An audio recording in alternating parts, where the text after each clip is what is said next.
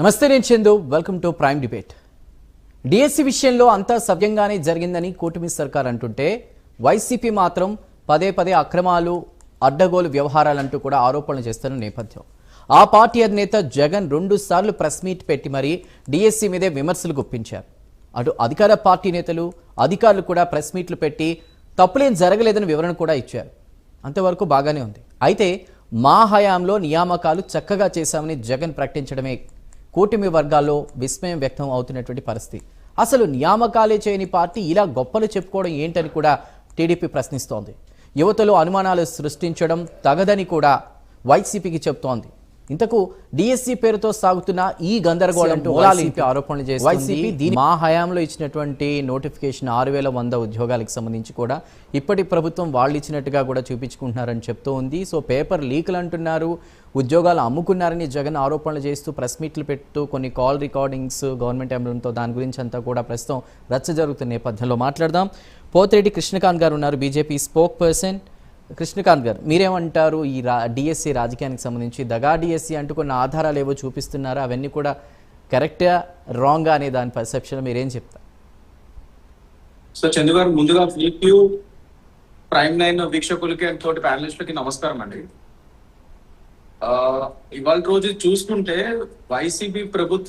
గత వైసీపీ ప్రభుత్వంలో అసలు మెగా డిఎస్సి కాదు కదా, అసలు ఏ డిఎస్సి నోటిఫికేషన్ ఇచ్చిన పాపానికి పోలేదు.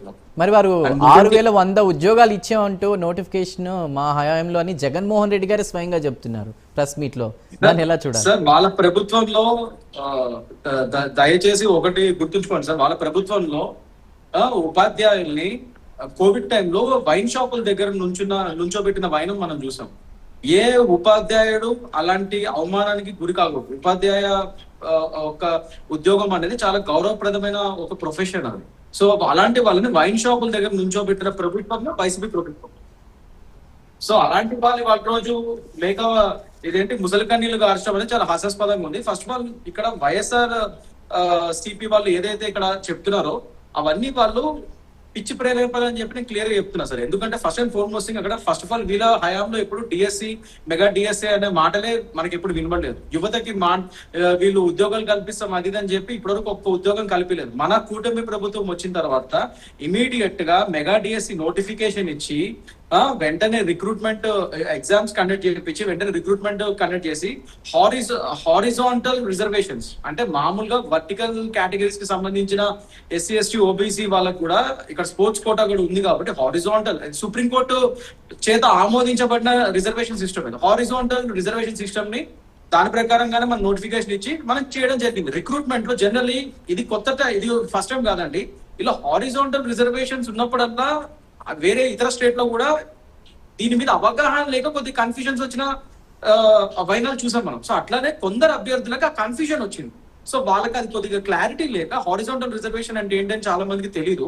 కొద్దిగా అలా తెలియక కొద్దిగా చిన్న ఇలాంటి ఇష్యూస్ వాళ్ళకి మిస్అండర్స్టాండింగ్ వల్ల కూడా మాకు అన్ని ఎలిజిబిలిటీ ఉన్నా కూడా మాకు రాలేదు అని చెప్పి వాళ్ళు అనుకుంటున్నారు.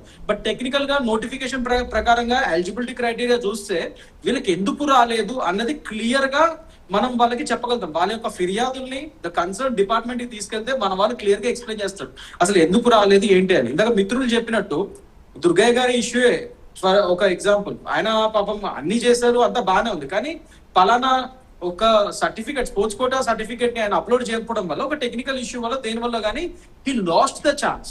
సో ఇక్కడ ఆయనతో పాటు ఇతరత్ర అభ్యర్థులు చాలా మంది అప్లోడ్ చేస్తారు. అందరికీ చాలా 3 లక్షల పైచుకు మంది అప్లై చేశారు సార్. సో మరి ఆయన ఒక్కడు టెక్నికల్ గా అలా చేయడం వల్ల ఇప్పుడు ఆయన కోసం ఆపరు కదా రిక్రూట్మెంట్ ని.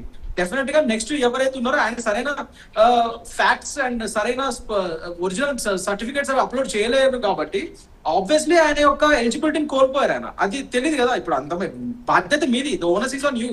మీరు కదా అభ్యర్థి, మీరైతే మీరు కదా కరెక్ట్ గా అన్ని డాక్యుమెంట్స్ అప్లోడ్ చేయాలి. అది మీరు చేయలేకపోవడం వల్ల మీ నెక్స్ట్ క్యాండిడేట్ ఎవరైతే ఉన్నారో లేదా మీకంటే ముందు క్యాండిడేట్ ఎవరైతే ఉన్నారో నెక్స్ట్ ఎలిజిబుల్ క్యాండిడేట్ అది వెళ్ళిపోతుంది అది. సో ఇప్పుడు ఇందులో ఎవరిది తప్పని చెప్పాలి ఇప్పుడు? సో ఇలాంటివన్నీ కూడా మీ ఏదైతే ఫిర్యాదులు ఉన్నాయో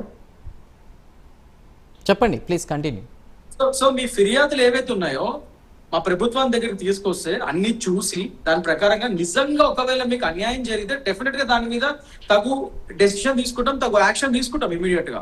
కానీ అంతేగాని ఇలా ప్రెస్ కాన్ఫరెన్స్లు పెట్టి ఏదేదో మాట్లాడతారు ఆయన జగన్మోహన్ రెడ్డి గారు. ఆయన ఒకప్పుడు ఎక్స్ సీఎం, ఆయన ఒక ఎక్స్ సీఎం హోదాలో ఉన్న వ్యక్తి ఒక అవగాహన రాహిత్యం లాగా అసలు అసలు ఏంటేంటో మాట్లాడుతూ ఆయనకి హారిజాంటల్ రిజర్వేషన్ అంటే ఏంటో తెలియకపోవచ్చు నాకు తెలిసి 100%.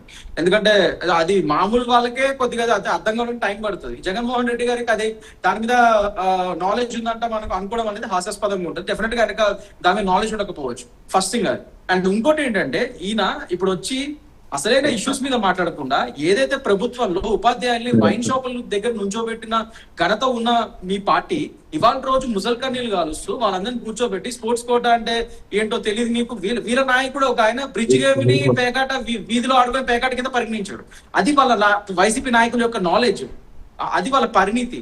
ఇంకా వీళ్ళు ఇవాళ రోజు ఎన్డీఏ ప్రభుత్వం మీద వీళ్ళు ఏదేదో మాట్లాడుతుంటే దాన్ని సీరియస్ గా తీసుకునే పరిస్థితిలో ఏపీ ప్రజానికం కూడా లేదు సార్. ఎందుకంటే what ever issues you have, మీకు లీగల్ రెమెడీస్ ఉన్నాయి. మా కన్సర్న్డ్ డిపార్ట్మెంట్ కి మీరు వచ్చి మీరు ఫిర్యాదులు చేయొచ్చు. బాధితుల సంగతి చెప్తున్నారు, నిజంగా మీకు ఏమైనా అన్యాయం జరిగింది అనుకుంటే. అండ్ సో ఇవన్నీ ఉన్నాయి, మీరు అవన్నీ చూడకుండా సరే ఓకే జగన్మోహన్ రెడ్డి గారి దగ్గరికి వెళ్ళారు, ఆయన ఏదో చేస్తారని చెప్పి అంతా ఓకే. కానీ జగన్మోహన్ రెడ్డి గారు అక్కడ ఏం మాట్లాడుతున్నారు?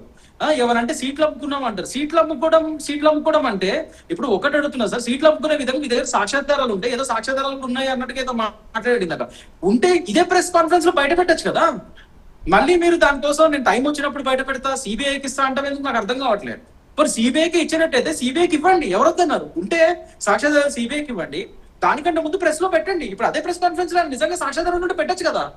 అంటే నీ ముసలి కన్నీళ్లు బయటపడ్డాయి, మీ యొక్క వైసీపీ నాయకుల ద్వంద్వ వైఖరి బయటపడుతుంది, మీ యొక్క ముసలి కన్నీళ్లు కపట నాటకాలు అన్ని బయటపడుతున్నాయి. జనాలు క్లియర్ గా చూస్తున్నారు. ఇవాళ రోజు మీ దగ్గర నిజంగా సాక్ష్యాధారాలు ఉంటే ఇవాళ బయట పెట్టేవాళ్ళు కదా, మీరు పెట్టట్లేదు. అంటే ఏదో ప్రభుత్వాన్ని కూటమి ప్రభుత్వం యుద్ధ ప్రాతిపదిక మీద డెవలప్మెంట్ మీద ప్రోగ్రెషన్ మీద వెళ్తుంటే అది వీళ్ళకి మింగుడు పడక ఏం చేయాలో అర్థం కాక ప్రతి చిన్న ఇష్యూని ఒక భూతద్దల్లాగా చూపించి ఏదో విధంగా హైలైట్ అయ్యి దాంతో పాటు వైరల్ అవుదాం. ఎందుకంటే వాళ్ళ పార్టీ ఉనికికే వాళ్ళ గురించి ప్రాబ్లం వచ్చింది. అలాంటప్పుడు ఏదో ఒకటి విధంగా వైరల్ అవ్వాలి కదా. సో ఇలాంటి పిచ్చి పిచ్చి పనులను చేస్తున్నారు. కాక్రోచ్ జనతా పార్టీ మేమే ఆంధ్రప్రదేశ్ లో అంటారు, ఏదేదో మాట్లాడుతున్నారు ఆయన పాపం. సో చాలా బాధాకరంగా అనిపిస్తుంది నాకు. ఇవాళ ఆయన చూస్తే జాలి కలిగింది నిజంగా, జగన్మోహన్ రెడ్డి గారిని చూస్తే. To be frank. Right Krishnakanth garu, next Karthik గారితో మాట్లాడబోయే ముందు ప్రైమ్ డిబేట్లో ఇప్పుడు ఒక స్మాల్ బ్రేక్ తీసుకుని వస్తాను. బ్రేక్ తర్వాత డిఎస్సికి సంబంధించిన రాజకీయం